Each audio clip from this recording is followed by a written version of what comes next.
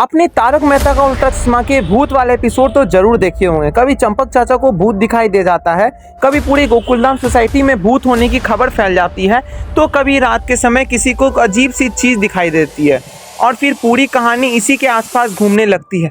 लेकिन क्या आपने कभी सोचा है कि तारक मेहता में बार बार भूत वाले एपिसोड ही क्यों बनाए जाते हैं?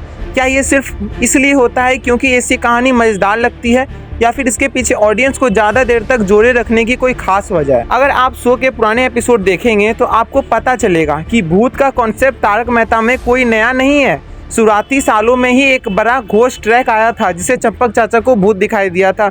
इसके बाद एक एक करके सोसाइटी के दूसरे लोगों को भी भूत दिखाई देने लगे थे और देखते ही देखते पूरी गोकुलधाम सोसाइटी में मिस्ट्री में फंस गई। और यही चीज बाद में कई बार दोहराई गई। 2013 के आसपास गोकुलधाम में फिर घोस्ट वाला ट्रैक आ गया जिसमें सोसाइटी के लोग के बीच भूत को लेकर डर फैल गया। 2018 में चंपक चाचा के साथ एक ऐसी ही ट्रैक देखने को मिला जहां उन्हें सामने वाली बिल्डिंग में कुछ अजीब सी दिखाई देती है। इसके अलावा बाद के सालों में शो में भूत का हंगामा, घोस्ट शो और भूत का डर जैसे अलग अलग घोस्ट थीम ट्रैक्स भी देखने को मिले हैं। अब सवाल ये है कि मेकर्स बार बार इसी कॉन्सेप्ट पर वापस क्यों आते हैं? इसका सवाल ये है कि मान लीजिए किसी एपिसोड की शुरुआत में चंपक चाचा कहते हैं कि उन्होंने भूत देखा है। अब इस मोमेंट पर ऑडियंस के दिमाग में अपने आप एक सवाल आता है कि आखिर उन्होंने क्या देखा है? क्या सच में कोई भूत है, या फिर अगर भूत वो है ही तो कौन है, और अगर भूत नहीं है तो फिर रात में दिखाई देने वाली वो चीज़ आखिर थी क्या?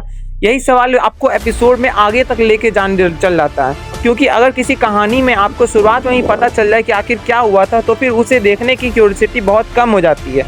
लेकिन मेकर्स आपको पूरी सच्चाई नहीं बताते हैं, धीरे धीरे क्लूज देते हैं, तो आप सोचते रहते हैं कि आखिर इसका एंडिंग होगा क्या। और तारक मेहता जैसे कॉमेडी शो में इसका फ़ायदा भी ज़्यादा है, क्योंकि यहाँ सिर्फ मिस्ट्री नहीं होती है, इसके साथ कॉमेडी भी होती है।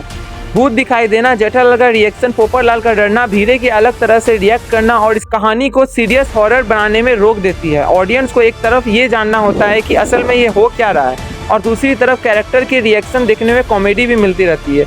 यानी एक कहानी में सस्पेंस भी आ गया और कॉमेडी भी आ गया। और शायद यही वजह है कि घोस्ट एपिसोड को कई एपिसोड तक आसानी से खींचा जा सकता है।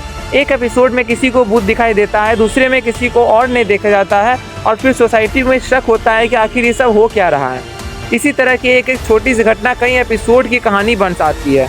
और यह एक इंटरेस्टिंग बात है कि तारक मेहता का उल्टा चश्मा में अक्सर भूत को सीधे सामने लाने के बजाय उसका डर दिखाया जाता है। कोई आवाज़ सुनता है, कोई किसी को शैडो दिखाई देता है, या फिर किसी को सफ़ेद कपड़े में कुछ दिखाई देता है, और फिर ऑडियंस को एग्जैक्टली पता नहीं होता कि ये सब है क्या। यानी मेकर्स ऑडियंस को आंसर नहीं देते बल्कि एक क्वेश्चन देते हैं, और जब किसी कहानी में क्वेश्चन स्ट्रांग हो तो ऑडियंस नेचुरली उसका आंसर जानना चाहती है।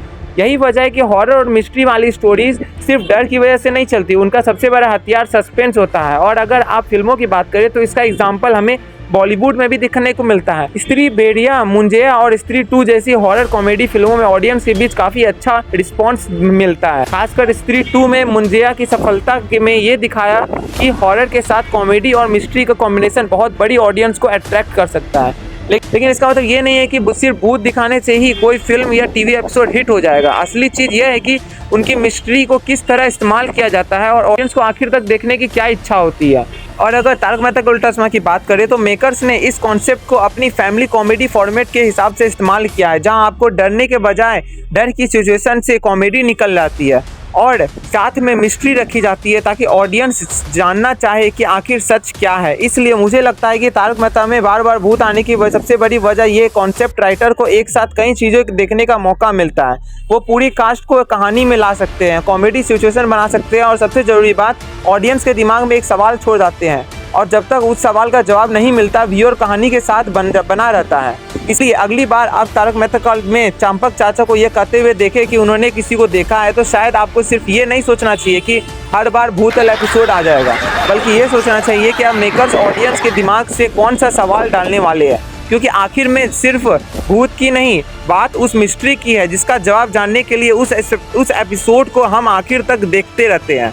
और शायद यही वजह है कि तारक मेहता में भूत बार बार आता है, और कहानी में डर पैदा करने के लिए बल्कि ऑडियंस के दिमाग में क्यूरियोसिटी पैदा करने के लिए आते हैं। आपको ऐसे ही वीडियो अगर पसंद हो तो चैनल को सब्सक्राइब जरूर करें। हम रोज आते हैं एक ऐसी मजेदार वीडियो को लेकर। Thank you for watching.